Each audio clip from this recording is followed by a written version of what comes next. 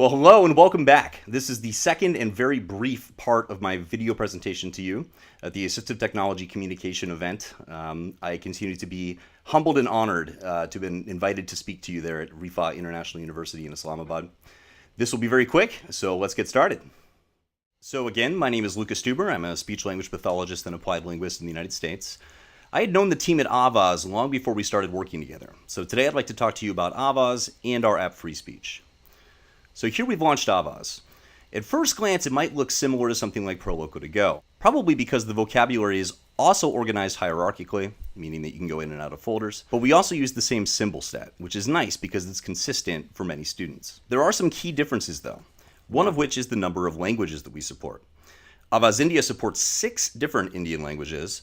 We also have an app in Danish, one in French, one in Swedish, one in Spanish, one in Italian, and one in Australian English. All of those are standalone. However, within the core Avaz app, we also support voice output in Arabic, 3 different variants of Chinese, Czech, Danish, Dutch, Finnish, French, German, Greek, Hebrew, Hindi, Hungarian, Indonesian, Italian, Japanese, Korean, Moldavian, Norwegian, Polish, Portuguese, Russian, Slovak, Spanish, Swedish, Thai, and Turkish.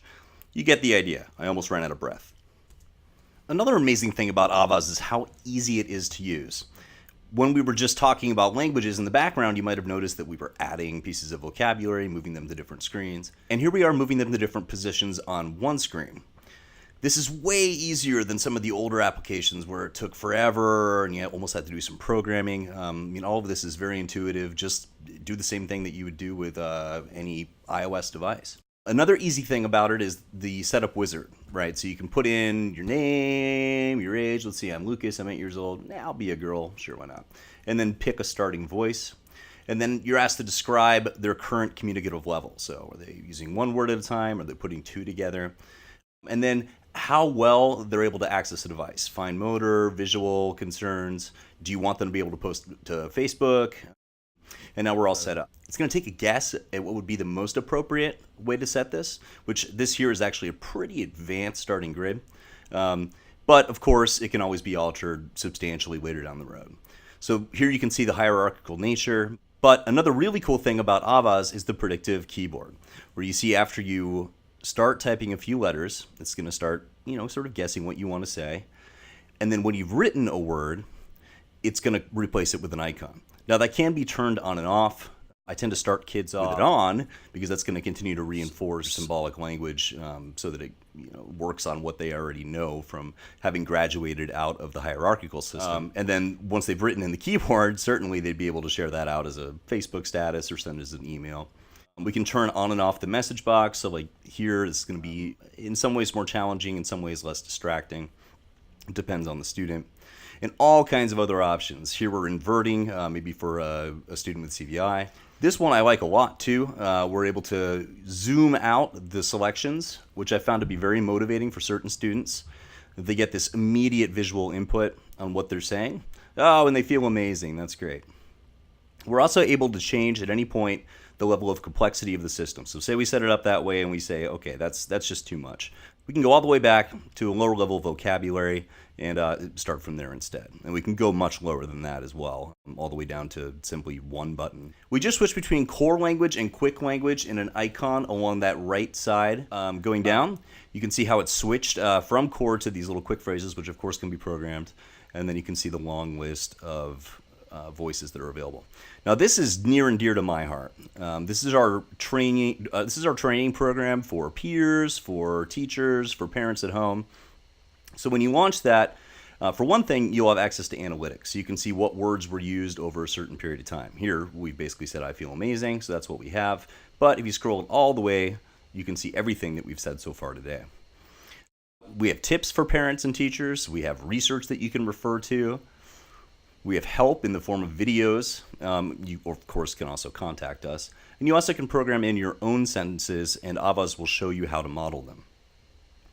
We also have games, and I've used these a lot in the past with peer partners. Once they've completed all of them, they get a little certificate that they can show off. And it's my way of validating that they know some strategies for how to interact with their peers that are device users. So if you make a choice that's maybe not the right one, it's going to explain why to you. Now, you also can pick sentences that you want to practice, and it's only going to show you words that are actually available within that student's system. And if you're not sure, after a moment, it's going to give you a little hint. By the wiggle. So there, looks like something under things. But that's about enough of that. I do want to point out that Communication Adventure is available as a standalone app, so it's a lot less expensive. I believe it's $4. But here goes FreeSpeech. My pride and joy.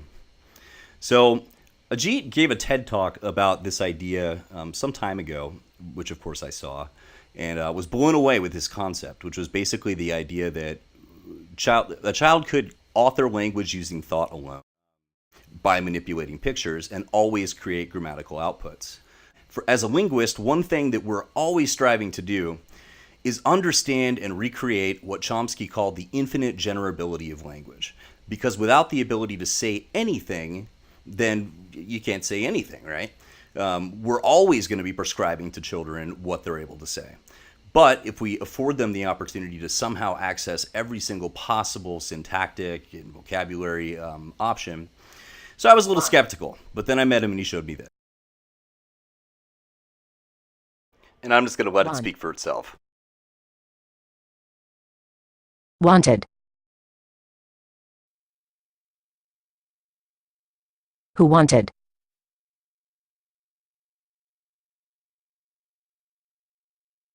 The friend wanted. What did the friend want? Whose friend wanted? My friend wanted.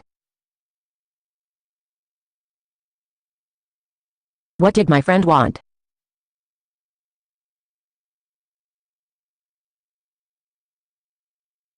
My friend wanted to eat.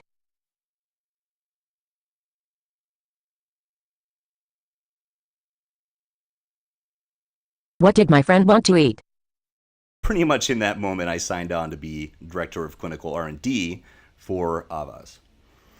So after that, FreeSpeech got started in earnest. So when you started out, you can either make a sentence freeform or try a challenge, which is a timed event where you can try to recreate a sentence. You can see on the left, we have some pre-programmed sort of quick phrase words that are very common, but you also can pull up a full vocabulary just as you would with any AAC device. And you can also add words, as you saw there a moment ago. So we chose an amusement park, and we're actually going to store that up on the right in the word stash. After that, we're pulling down I, which will go in that center spot. So there's the sort of beginning of the sentence, and it's going to show you all the places now that he's picked up go that this could possibly go and create a grammatical sentence. All right, let's bring back the amusement park. So now we have I go to the amusement park. What's next? Oh, so now we've changed into past tense. I went to the amusement park using the controls at the bottom of the screen. I went to the amusement park yesterday. Okay. Let's see. What kind of amusement park? Well, we're going to have to think about it. What do we want to say here? Oh, we've chosen you. So we're going to say, I went to the amusement park with you yesterday, which is a very functional sentence that has nothing to do with what we often see in AAC, which is requesting. And perhaps we went to the big amusement park with you yesterday. We went to the really big amusement park with you yesterday, modifying that word. And so you can sort of start to get the point here. What we're trying to build is an infinitely generable system that allows you to say whatever you want to say. We've changed now this into a question. And then at the end, it's going to challenge you to say it yourself. But moving on, I couldn't go to the closed amusement park with you. And then if enabled, you could share these out. Where this gets amazing to me is, first of all, we have all these modifications in terms of uploading to iCloud, but we also have the ability to change languages. So back into the original app here, you'll notice that the languages are all changed above the pictures, but the pictures are still present. So, and this was me doing this, and I'm terrible. So I'm just going to say, I see her. So you notice, although you're authoring with the vocabulary of a different language, you're still placing it in English syntax, and you still get grammatical English output. I also want to point out that FreeSpeech is available on Mac. They're both the same price, $10. We're seeing a lot of students that have been using it for maybe specific language impairments at the elementary or middle school level.